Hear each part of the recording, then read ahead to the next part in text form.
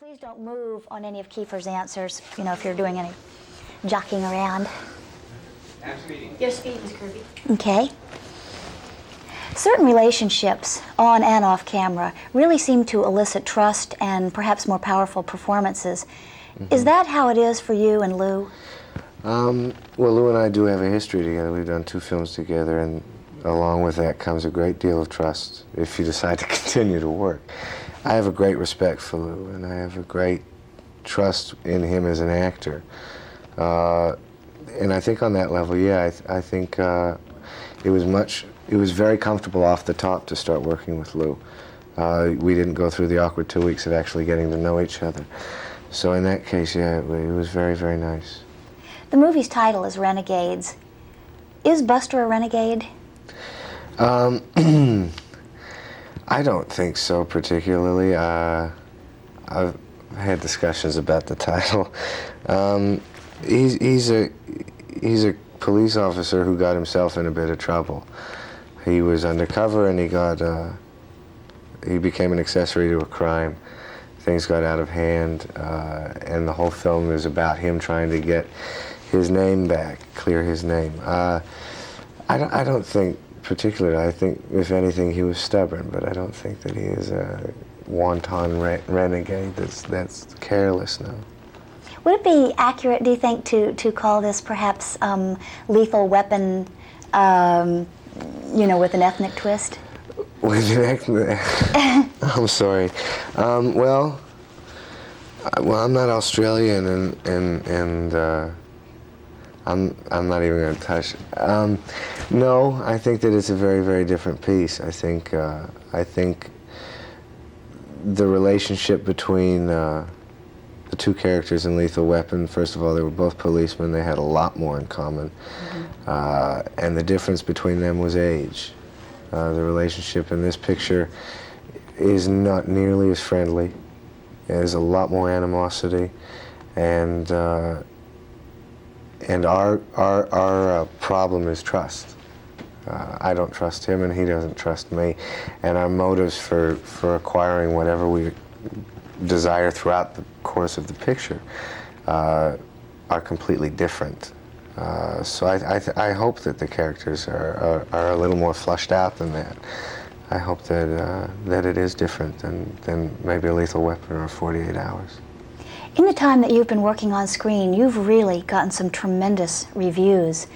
Do you ever find yourself reading your own press and kind of getting swept up in it? I don't spend a whole lot of time reading it, for one. My job is to do the specific films that I've chosen to do, and I do them to the best of my ability. People will judge those abilities whether or not they could decide to go to see the film or not. And what someone specifically might write in a piece of paper about me is not of a great concern to me. It never really has been. Do you think of yourself at all as a role model?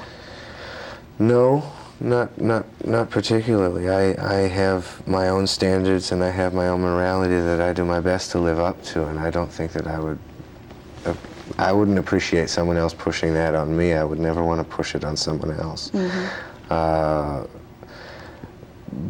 But I don't think that, on the same token, that my lifestyle is by any means out of line, that I would be detrimental to a younger audience which happens to go see certain films that I've done. You had some very lean years. I even read that you lived out of your car at one point, you know, waiting for a break. Did you always have faith that one day you would make it? It was never really about making it. It was about being able to work. I wouldn't have cared if, and it's easy to say that in hindsight. I just wanted to work. It could have been in a small theater in Anchorage, Alaska at that point. I just wanted to keep working as an actor, and I was, for about a year and a half, had a hard time doing that. But yeah, my desire to work as an actor was strong, and I had faith in that, yes. One thing that interests me is that you're married to someone who is, I believe, 12 years older than you are. Mm-hmm. I'm married to a man that's 7 years younger, and mm-hmm. I know people always think that's strange or different or unusual. Mm-hmm. What was it about Camellia that attracted you? What time's your show come on at night? I'm teasing. I mean, there are a lot of things. Camellia is a beautiful woman. I mean, in her entirety. I couldn't even begin to get into that. Does she help you keep centered and balanced? My family does, yeah. My entire family, our children, my mother, my father, Camellia, yeah. I have a lot of people that help me keep centered and balanced, at least centered. What did you learn from your relationship or lack thereof with your father growing up that will affect your performance as a father? Nothing. My father was a wonderful father. I mean, it won't affect me in a negative way.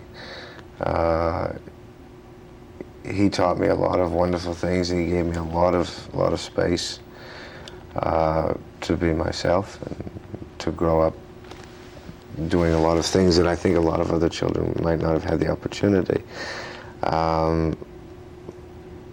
Hopefully it would help me become a better father, if anything. He must be very proud of you. You'd have to, yeah, I think he is, yeah. Thank you. Thank you very much. It was great to meet you. It was nice meeting you also. I have a lot of respect for your performance. Well, thank you. I appreciate it.